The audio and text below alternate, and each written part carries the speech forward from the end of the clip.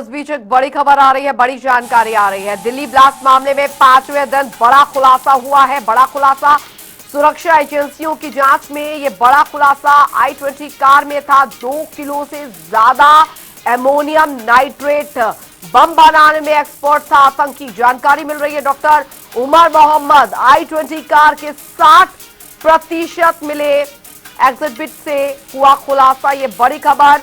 Blast के लिए detonating material का भी इस्तेमाल किया गया, सूत्रों के हवाले से बड़ी जानकारी। फॉरेंसिक टीम को मौके से मिले पतले तार, ये जानकारी मिल रही है सूत्रों के हवाले से। ब्लास्ट के लिए पेट्रोलियम ऑयल का भी इस्तेमाल किया गया है। अभी फिलहाल सूत्रों के हवाले से जानकारी मिल रही है डेटोनेटिंग मटेरियल माइनिंग में इस्तेमाल होता है, सूत्रों के हवाले से बड़ी खबर। 5 से 10 मिनट में आतंकी उमर ने यह ब्लास्ट किया, सूत्रों के हवाले से इस वक्त की बड़ी जानकारी, बड़ा खुलासा। i20 कार के 60% मिले एग्जिबिट से हुआ खुलासा। ब्लास्ट के लिए डेटोनेटिंग मटेरियल का इस्तेमाल किया गया था, सूत्रों के हवाले से ये बड़ी खबर आ रही है। फॉरेंसिक टीम को मौके से कई पत्तेदार मिले हैं। ब्लास्ट के लिए पेट्रोलियम ऑयल का इस्तेमाल किया गया, डेटोनेटिंग मटेरियल माइनिंग में इस्तेमाल होता है, सूत्रों वाले से बड़ी खबर। 5 से 10 मिनट में आतंकी उमर ने यह ब्लास्ट कर दिया। दिल्ली ब्लास्ट मामले में 5वें दिन बड़ा खुलासा हुआ है।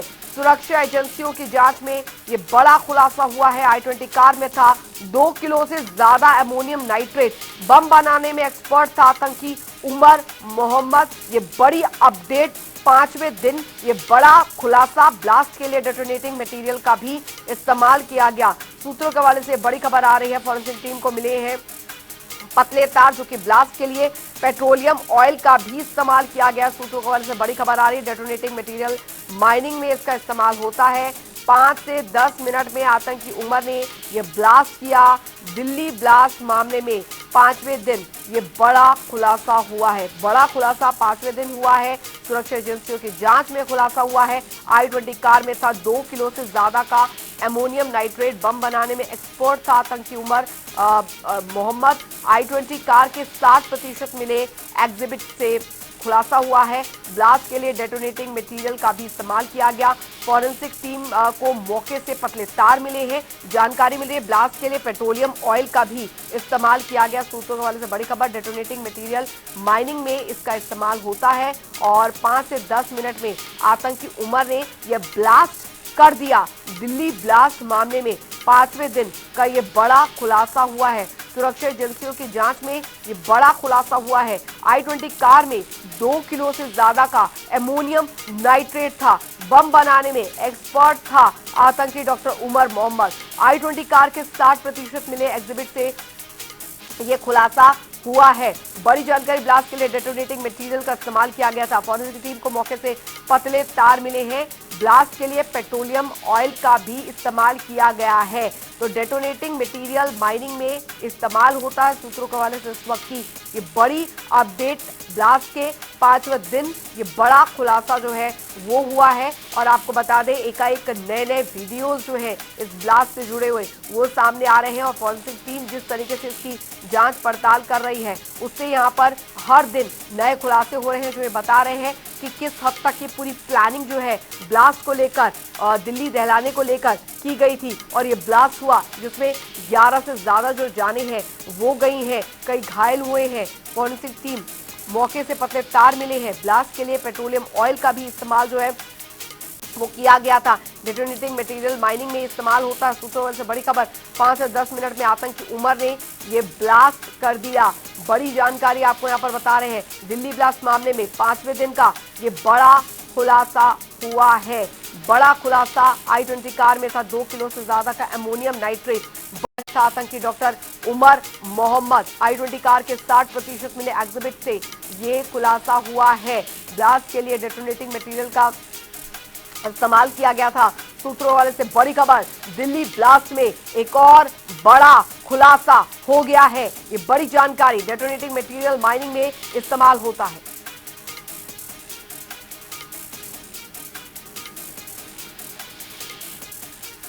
मुकेश राजपूत संवाददाता हमारे साथ इस बीच सीधे जुड़ गए हैं जानकारी के साथ।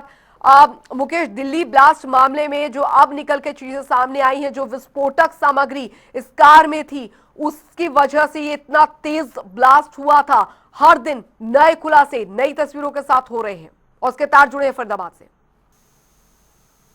देखिए अंजलि, बिल्कुल साफ तौर पर कहीं ना कहीं जिस तरीके से फरीदाबाद की अल-फलाह यूनिवर्सिटी से जो है वो पूरे इस आतंकी नेटवर्क का जो है जिस तरीके से तार जुड़ा हुआ था और जी।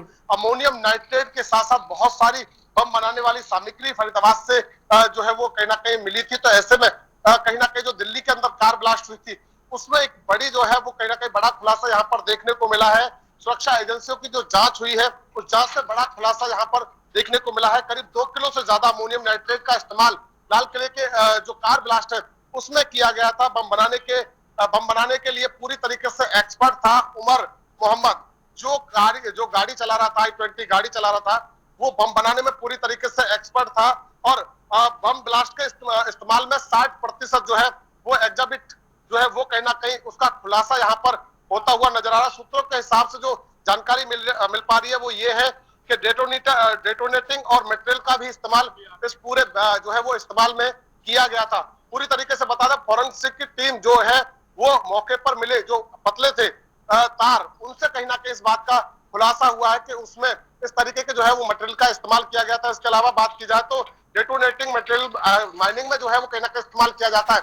जब बम ब्लास्ट किया जाता है माइनिंग के लिए, पत्थरों को जो है वो तोड़ा जाता है, तो उस समय डेटोनेटिंग का जो है वो इस्तेमाल किया जाता है। इस पूरे मामले में बात की जाए तो जो है वो फॉरेंसिक जो टीम है वो अब तक मिले 52 से ज्यादा एक्सप्लोजिव से जुड़े जो है वो सैंपलों से जो है पता चला है कि इस पूरे आतंक जो बम ब्लास्ट के अंदर जो है वो उमर मोहम्मद अमोनियम नाइट्रेट और पेट्रोलियम ऑयल का भी जो है वो यहाँ पर इस्तेमाल इस पूरे मामले में किया गया था। तो नई नई खुलासे जो है वो कहीं ना कहीं इस पूरे मामले में सामने जो है वो आ रहे हैं। अब सवाल ये खड़ा होता है कि क्या एजेंसी जो है वो इस एंगल से भी जांच करेंगे कि क्या लाल किले की पार्किंग में 3 घंटे के दौरान ये सब उमर मोहम्मद ने किया था?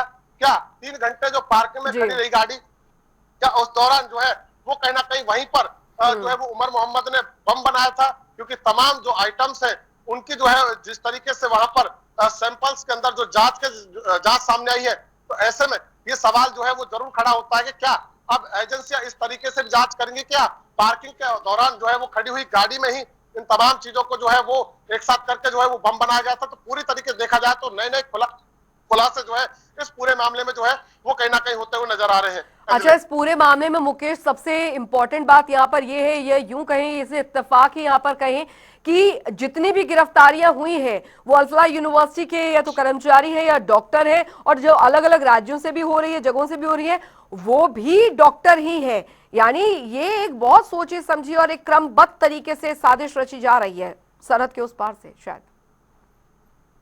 देखिए अंजलि, बिल्कुल इसमें कोई दोहराई नहीं है कि ये कोई साजिश है, कोई एक दिन की नहीं है, बल्कि काफी लंबे समय से इस बात का खुलासा पहले ही जांच एजेंसियां कर चुकी है कि ये कोई एक दिन में साजिश नहीं की है। पिछले काफी लंबे समय से जो है वो कहीं ना कहीं ये साजिशें हो रही हैं, जिसमें जो डॉक्टर साहिन है वो काफी लंबे समय से जो है वो इस अमोनियम नाइट्रेट को जो है वो इकट्ठा करने में लगी हुई थी, जिसका सबूत अलग अलग गाड़ियों में सप्लाई, जो अमोनियम सप्लाई हुआ है उससे कहीं ना कहीं मिला है। और इसके साथ साथ अंजलि एक चीज और मैं यहाँ पर जो है वो स्पष्ट करना चाहूंगा अपने दर्शकों के सामने कि i20 कार को लेकर भी बड़ा खुलासा हुआ है। जहां से ये कार खरीदी गई थी वहां से 2 लाख रुपए में ये जो कार है वो कहीं ना कहीं खरीदी गई थी। कैश पेमेंट इस पूरी जो है वो मामले में कार की गई थी। और बड़ी बात यह है कि कार को खरीदने के लिए जिन डॉक्यूमेंट्स की जरूरत थी वो वहां पर जो है वो लाइसेंस दिया गया था, वो भी जम्मू कश्मीर का लाइसेंस उमर मोहम्मद ने दिया था।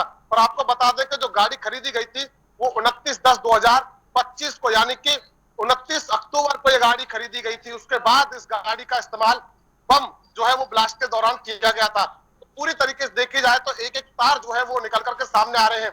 जो जम्मू कश्मीर के श्रीनगर जो नौगांव में जो हमला हुआ, जो ब्लास्ट हुआ है, उसमें भी कहीं ना कहीं अमोनियम नाइट्रेट ही पाया गया है, जो कि फरीदाबाद से ले जाया गया था। उसकी जांच जो है की जा रही थी और तभी ये बड़ा हादसा हुआ जिसमें 9 लोगों की जान चली गई। आगे भी जो है वो और लोगों की जान जाने की संभावना है।